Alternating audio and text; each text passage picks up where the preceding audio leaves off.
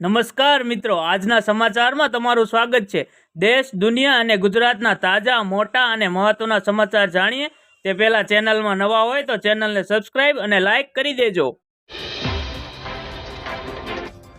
આગળના મહત્વના સમાચારની વાત કરીએ તો રાજકોટમાં સિંગતેલના ભાવમાં વધારો થયો છે, જેમાં સિંગતેલમાં 2 દિવસમાં ડબ્બે ₹50નો વધારો થયો છે। ત્યારે સિંગતેલના હાલ ડબ્બાનો ભાવ ₹2600 છે। તેમાં મગફળીના ભાવમાં નજીવો વધારો થતાં તેલના ભાવ વધ્યા છે। ઉલ્લેખનીય છે કે ગૃહિણીનું ઘરનું બજેટ બનાવવામાં મુશ્કેલી ઊભી થશે। આગળના મહત્વના સમાચારની વાત કરીએ તો રાજ્યમાં ફરીથી ઠંડીનો રાઉન્ડ શરૂ થઈ જશે, જેમાં આવતીકાલે રાજ્યમાં ઠંડીનું જોર વધશે।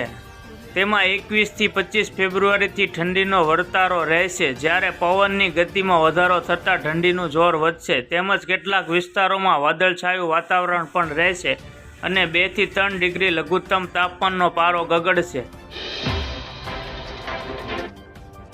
આગળના મહત્વના સમાચારની વાત કરીએ તો ગુજરાતમાં 4 રાજ્યસભાના સભ્યોના ટર્મ પૂર્ણ થઈ રહી હોય ચૂંટણીની પ્રક્રિયા હાથ ધરવામાં આવી હતી, ત્યારે ભાજપની સ્પષ્ટ બહુમતી હોય રાજ્યસભાના 4 ઉમેદવારો બિનહરીફ જાહેર કરવામાં આવ્યા હતા। ભાજપના 4 ઉમેદવારો બિનહરીફ જાહેર થતાં ઉમેદવારના ટેકેદારોમાં આનંદની લાગણી છવાઈ જવા પામી હતી।